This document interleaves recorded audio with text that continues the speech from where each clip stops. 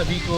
और यहाँ पर जैसे कि आप मालूम है कि दिल्ली बॉर्डर से जो बदरपुर बॉर्डर है वहाँ से मात्र 6-7 किलोमीटर दूरी पर स्थित बहुत ही अच्छा धार्मिक स्थल, बहुत ही नामी ग्रामीण धार्मिक स्थल बाबा सूरदास तिलपत वाले, मैं वहाँ पर हाजिर हूँ। और बाबा सूरदास तिलपत वाले जैसे कि उनकी मान्यता है कि वो दूर दराज के जितने भी ग्रामीण क्षेत्र हैं उनमें काफ़ी लोकप्रिय रहे हैं।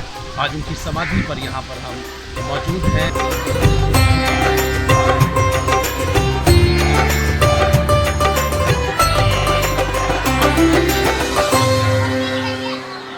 यहाँ पर आप देख सकते हैं कि किस तरीके से यहाँ बाबा की जो शयन कक्ष है वहाँ उसके बाहर में यहाँ पहुँचा हुआ हूँ। और बहुत सारे लोग हैं, बहुत सारी स्मृतियाँ हैं बाबा की यहाँ पर। जैसे ही आप मंदिर के प्रांगण में घुसते हैं तो बहुत सारी चीज़ें हैं जहाँ पे वो अंगूर की बेल के नीचे बैठा करते थे, किस तरीके से वो अपने शयन कक्ष में जाते थे, कहाँ पे वो धूनी रमाते थे। उनकी अभी समाधि भी हम देखने के लिए चलेंगे और किस तरीके से मंदिर में पूजा पाठ ये सब किया करते थे। वर्षों उनकी तपस्या रही है। और ये कहा जाता है कि बाबा 1931 में तिलपत गांव आए थे और तिलपत गांव के बारे में ये कहा जाता है कि ये जलोधर रोग से ये गांव पीड़ित था। बहुत सारी मौतें यहाँ पे हुआ करती थी। बाबा जब यहाँ पर आए और उन्होंने यहाँ पे आकर के अपना स्थान जमाया तो उसके बाद उन्होंने पूरे गांव का शुद्धिकरण किया और उसके बाद से जो मौतों का सिलसिला जो है वो थम गया। और इसी वजह से शायद ग्रामीण परिवेश के अंदर उनकी बहुत ज़्यादा मान्यता है, जो कि आप देख रहे हैं।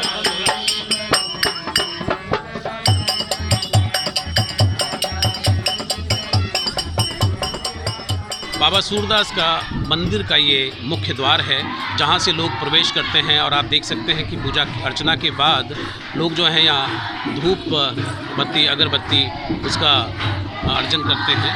और आप देख सकते हैं कि अभी भी मंदिर में एक तरीके से पूरी भीड़ है, पूरी भीड़ यहाँ पर देख रहे हैं।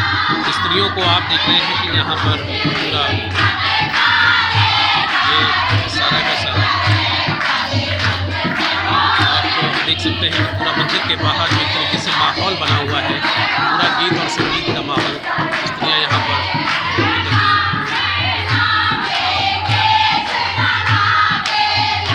बाबा सूरदास के इस मंदिर में हम आपको लिए चलते हैं कि जहाँ पर बाबा जो हैं वो अक्सर शयन किया करते थे, जहाँ पर वो आराम किया करते थे।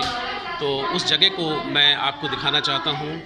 ये आप देख पा रहे हैं कि यहाँ पर बाबा का शयन कक्ष बना हुआ है और जिस तरीके से यहाँ पर इसको सजाया गया है, जहाँ इस तरीके से इसको सजाया गया है। और ये बूढ़ी अम्मा जी हैं जो कि कुछ चीज़ें फूल वगैरह जो हैं ये एकत्रित कर रही हैं।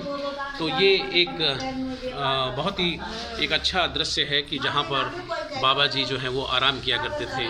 तो वर्षों कह सकते हैं कि बाबा सूरदास ने यहाँ पर आराम किया है और उनके जो अभी भी उसी तरीके से यहाँ मेंटेन किया जाता है, उसी तरीके से श्रद्धालु आते हैं और अपनी आस्था के अनुसार जो भी उनके मन में होता है वो चढ़ाने की कोशिश करते हैं। जैसा कि आप सभी को मालूम है कि बाबा सूरदास जो हैं वो एक संत थे, बहुत ही महान संत थे। तो कहीं ना कहीं जो साधु संत लगातार यहाँ पर आते रहते हैं और यहाँ पर धूना भी बनाया गया है कि वो बैठ करके यहाँ पे धुनी रमा सकते हैं। तो इस तरह के भी स्थल जो हैं इस प्रांगण के अंदर बनाए गए हैं।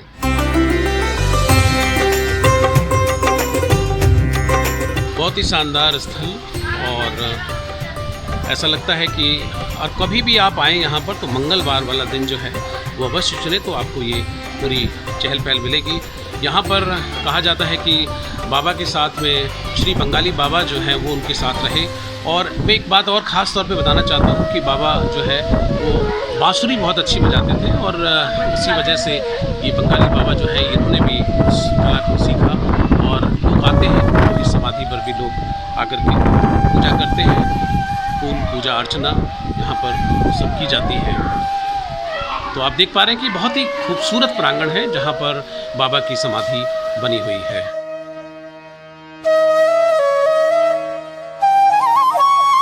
ये बाबा सूरदास का मंदिर और ये एक तरीके से कह सकते हैं कि परिक्रमा यहाँ पर लगाई जाती है। जो भी भक्तगण यहाँ आते हैं वो परिक्रमा लगाते हैं। जैसा कि आप देख सकते हैं कि आज मंगलवार का दिन है और मंगलवार का दिन बाबा सूरदास के लिए पूजनीय दिन है। मैं बताना चाहता हूँ कि दिल्ली बॉर्डर, जो फरीदाबाद का जो बॉर्डर है, उससे मात्र 6-7 किलोमीटर दूर पर ये तिलपत का मंदिर, जहाँ पर ये बाबा सूरदास का धाम जो है यहाँ पर स्थित है। और सबसे पहले जो लोग आते हैं तो वो मंदिर के दर्शन करते हैं, परिक्रमा लगाते हैं, और परिक्रमा लगाने के बाद में फिर वो उनकी बाबा की जो समाधि है वहाँ पर जाते हैं। और समाधि पे जाने के बाद में जो कुंड है वहाँ पर बहुत सारे जो श्रद्धालु हैं वो स्नान भी करते हैं। ये कहीं ना कहीं एक मान्यता है कि उस कुंड में स्नान करने से सभी प्रकार के जो दुख हैं वो दूर होते हैं। आप देख सकते हैं कि ये बाबा के जो रुकने के स्थान हैं कि जहाँ पर कुछ लोग रुक सकते हैं, तो उसके लिए भी एक इंतज़ाम किया गया है और बहुत ही शानदार इंतज़ाम किया गया है। ये पूरा बाबा का साम्राज्य, जहाँ पर बाबा ने अपने वर्षों यहाँ पर उन्होंने तप और तपस्या की, और जितने भी जो ग्रामीण जनता थी उसको उन्होंने उनके सुख और दुख जो हैं उनके साथ साझा किए। बाबा सूरदास, जैसा कि आप सबको मैं बताना चाहता हूँ कि उनकी जो यात्रा है वो उत्तरांचल से शुरू हुई, पौड़ी गढ़वाल से, और उसके बाद वहाँ उन्हें बाल्यावस्था में ही जब उन्होंने घर त्याग कर दिया था तो वहाँ पे आनंदगिरी नाम के एक संत उन्हें मिले। उसके बाद प्रेमदास जी, और उसके बाद उन्होंने पूरे भारत की यात्रा प्रारंभ की। ये जैसा कि देख सकते हैं कि यहाँ पे कुछ कैंप लगाया हुआ है कि जो लोग हैं वो आकर के सेवा कर सकते हैं। शायद दंत चिकित्सा के लिए उन्होंने यहाँ पर कुछ इंतज़ाम किया हुआ है। ये प्रांगण है और ये बाबा का पूरा पंडाल हॉल है कि जहाँ पर जो समय समय पर जो भी धार्मिक तिथियाँ हैं तो उनके लिए कार्यक्रम यहाँ पर किए जाते हैं। आप देख सकते हैं कि उनके इस पूरे साम्राज्य में किस तरीके से लोग जो हैं इस आस्था के गढ़ में निरंतर जो हैं वो प्रवेश करते हैं, आते हैं, और निरंतर यहाँ पर सेवा चलती रहती है।